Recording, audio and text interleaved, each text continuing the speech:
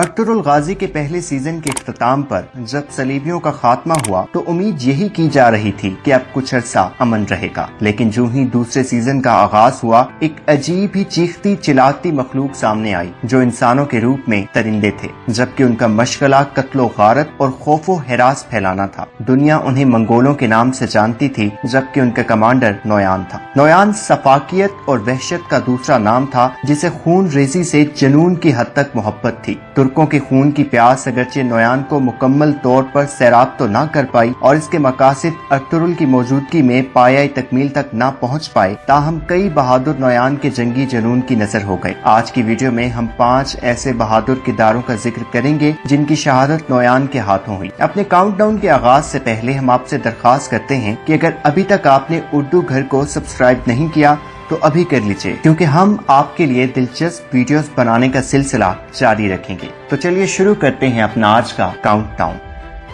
Number 5, सिपाही Hamza.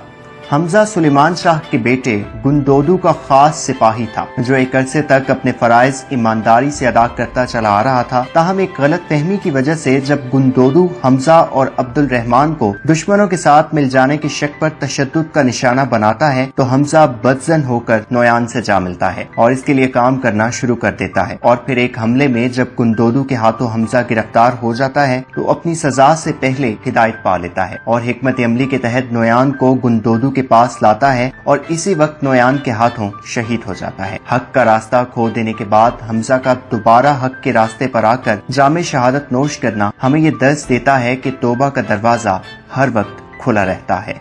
Number 4, आइकिस।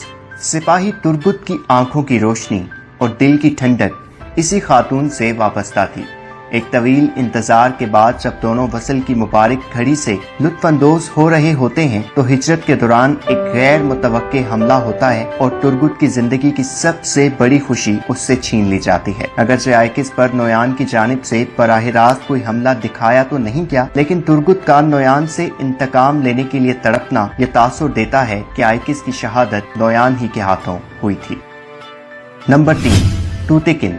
इस किरदार के कई रंग देखने को मिले। कहीं ये अर्तुगरुल की हसद में गिरफ्तार नजर आया तो कहीं इसका दिल कोकची की मोहब्बत के लिए मोम की मानत पिघलते हुए भी देखा गया। कहीं ये एक लापरवाह सरदार की शक्ल में सामने आया तो कहीं जंग के मैदान में एक बेहतरीन सप्पा सलार के तौर पर अपनी भरपूर तवानाई से लड़ते हुए भी पाया गया। टूतेकिन पर नोयान ने एक मर्तबा भरपूर हमला किया, लेकिन अल्लाह के फजल और इब्न अरबी की काविशों से ये बच गया। लेकिन दूसरी मर्तबा एक इंतहाई अलमनाक सूरत हाल से 2-4 होने के बाद इसे शहादत नसीब हुई। अपनी आंखों के सामने अपनी बीवी को शहीद होते हुए देखने के बाद नोयान के सिपाहियों के घेरे में बहादुरी से लड़ते हुए टूतेकिन एक ऐसे सफर पर रवाना हो गया जिस पर मौत को भी जिंदगी करार दिया गया और जिसका इनाम 2 जहानों की कामयाबी से बढ़कर है। नंबर 2, अहमद। अपनी जिंदगी का बड़ा हिस्सा शैतान के रास्ते पर चलने के बाद आरिस नामी इस ईसाई गवर्नर के लिए हिदायत का ऐसा दर खुलता है जो काबिले रश्क है। ईमान के नूर से मुनव्वर हो जाने के बाद अहमद बनकर जब ये सिपाही जासूसी का फरीजा अदा कर रहा होता है तो नोयान को इसकी हकीकत का इल्म हो जाता है और वो इस बहादुर को शहीद कर देता है। सच है कि शहादत एक ऐसी मेराज है जिसके लिए खुश नसीबों का इंतखाब करते वक्त कुदरत बहुत कम लोगों पर मेहरबान होती है और इस ज़मन में अहमद की मिसाल लाजवाब है। नंबर 1, गोकची।